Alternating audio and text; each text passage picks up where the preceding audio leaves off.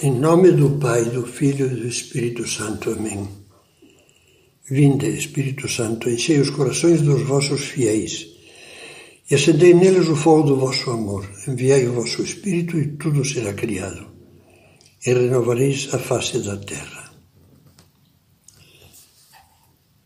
A terceira meditação desta série, Tornar a vida amável aos outros, vai ser sobre o diálogo. Você tem a experiência de como é desagradável a pessoa que tem o hábito de discutir tudo, de ser sempre do contra em qualquer conversa. Se isso acontece habitualmente, chega a ser muito difícil suportá-la. Também não é nada amável a pessoa que se tranca no mutismo, fica na dele e não se digna levar em consideração o que os demais lhe dizem. Em contraste com essas duas atitudes erradas, o diálogo é um ideal a que todos devemos aspirar, ainda que às vezes nos pareça inalcançável. Talvez pensemos, se eu conseguisse dialogar em casa, trocar impressões calmamente com o marido, com a esposa, com os filhos, em vez de andarmos às turras. Se eu no trabalho tivesse um diretor que não se impusesse ditatorialmente, que não mandasse humilhando e ofendendo, que escutasse e fosse capaz de levar em conta as opiniões dos seus colaboradores. Sim, almejamos dialogar e encontramos dificuldades por parte dos outros, por parte do seu modo de ser, da sua arrogância, da sua desconfiança, da sua teimosia, do seu mau humor. É verdade que os outros com frequência dificultam o diálogo, mas vamos começar, como fazemos sempre, pensando em nós. Nós não o dificultamos também? Vamos fazer para isso um pouco de exame sobre 3 desculpas. Primeira desculpa, nossa. O meu temperamento pode ser distraído, absorto e psicologicamente surdo. Pode ser indiferente sem reparar. Às vezes, lemos no livro Surco, pretendes justificar-te dizendo que és distraído, avoado, ou que por caráter és seco, fechadão. E acrescentas que por isso nem sequer conheces a fundo as pessoas com quem convives. Escuta, diz o santo, não é verdade que não ficas tranquilo com essa desculpa? Os defeitos de temperamento são um dos primeiros campos da nossa luta espiritual. Devemos enfrentá-los e superá-los aos poucos, com pequenas mortificações. Por exemplo, vou me esforçar por cumprimentar toda manhã com um sorriso todos os que encontrar. Ou vou pensar em alguma coisa interessante para comentar em casa. Ou vou perguntar a um colega sobre um assunto que eu sei que lhe interessa vivamente. Ou vou evitar falar quando sinto que começa a ferver o mau humor ou a irritação. Segunda desculpa, a falta de tempo. É a eterna desculpa. Temos que convencer-nos de que sempre achamos tempo para aquilo que desejamos de verdade. Quem quer, acha tempo. É claro que se formos egoístas cheios de autocompaixão, como estou cansado, se só tivermos vontade de que nos deixem em paz, nunca encontraremos tempo para prestar atenção aos demais. Não seremos capazes de desligar o computador ou o celular, de sentar na sala, no alpendre ou na copa e conversar em família, nem de sair uma noite por semana com a esposa, nem de comer uma pizza com o filho que mais precisa da compreensão do pai, nem de marcar um almoço de amizade, não de negócios, com um colega. Terceira desculpa, o modo de ser dos outros. Eles são esquivos, explosivos, agressivos. Este realmente é um obstáculo, porque para dialogar é necessária a boa disposição dos dois.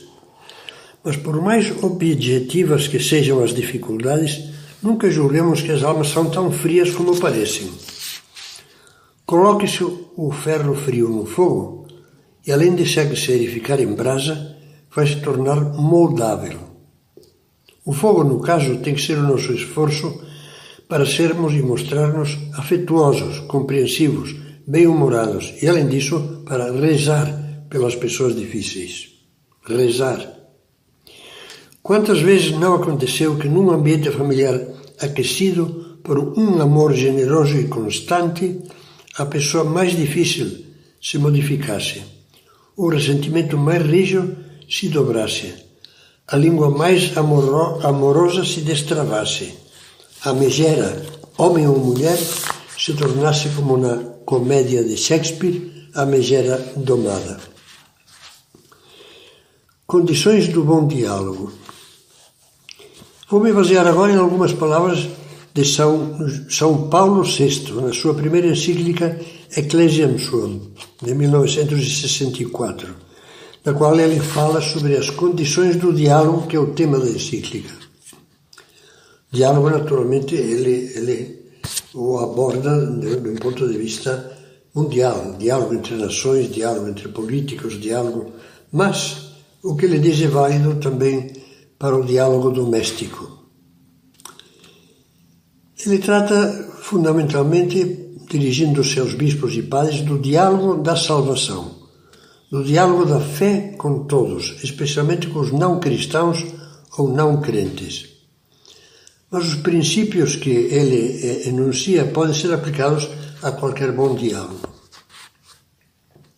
O diálogo da salvação foi aberto espontaneamente por iniciativa divina, diz. Deus foi o primeiro a amar-nos, como escreve São João. A nós toca, se queremos dialogar, tomar a iniciativa sem esperar que nos chamem. Ou seja, comento, tentar com delicadeza uma e outra vez, sem insistências enfadonhas, porém, iniciar o diálogo. Muitas vezes o melhor começo poderá ser abrir-nos nós com o outro, no ato espontâneo de sinceridade pessoal. Nada senão amor desinteressado, diz o Papa, esse Papa, deve despertar o nosso diálogo. É outra condição fundamental. Não procurar o diálogo movidos por qualquer tipo de interesse egoísta. Ficar bem, badalar, tirar vantagem, mas porque queremos o bem da pessoa, porque lhe temos um apreço sincero. Mais palavras de São Paulo VI. O diálogo não obriga ninguém a responder. Deixa livre para corresponder ou fechar os ouvidos. Se não há respeito pela liberdade alheia, comento eu, não pode haver diálogo.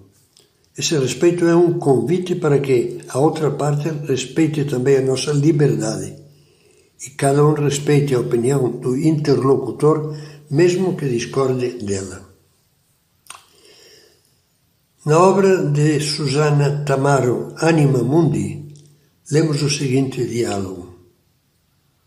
Agora você compreendeu? O outro diz, compreendi o quê? Resposta, a coisa mais simples. O que é o amor? E o outro pergunta, e o que é? E a resposta é atenção. O diálogo, diz ainda essa encíclica de Paulo VI, tem progressos sucessivos, humildes princípios antes do resultado pleno.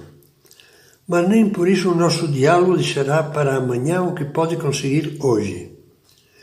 Deve recomeçar cada dia e recomeçar do nosso lado, não do outro a quem se dirige.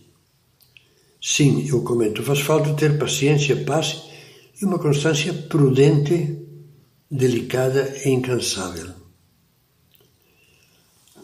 Qualidades do bom diálogo, várias delas acabamos de vê-las ao tratar das condições do diálogo.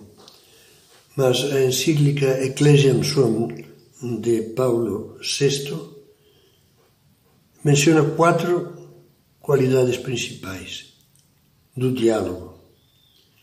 Primeiro que tudo, a clareza, ou seja, que se entenda o que estamos dizendo, sem ambiguidades, insinuações ou confusão. Segundo, outro é a mansidão.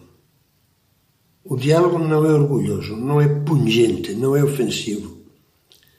Em sintonia com o texto do Papa, vale a pena citar um ponto do livro Caminho. Isso mesmo que disseste, dize-o noutro tom, sem ira, e ganhará força o teu raciocínio e, sobretudo, não ofenderás a Deus. Terceira característica é a confiança, que produz confidência e amizade. E assim abre as janelas dos corações e permite que neles entre a luz do entendimento mútuo, sem preconceitos. Por último, Paulo VI menciona a prudência, que leva a tomarmos o pulso à sensibilidade alheia e a modificarmos as nossas pessoas e modos para não sermos desagradáveis nem incompreensíveis. Em princípio, é um programa maravilhoso. Tentemos trabalhar melhor esse ideal do diálogo, de que fala constantemente o Papa atual, e não esqueçamos qual é a condição básica. O convívio é possível, diz São José Maria, quando todos se empenham em corrigir as deficiências próprias e procuram perdoar as faltas dos outros.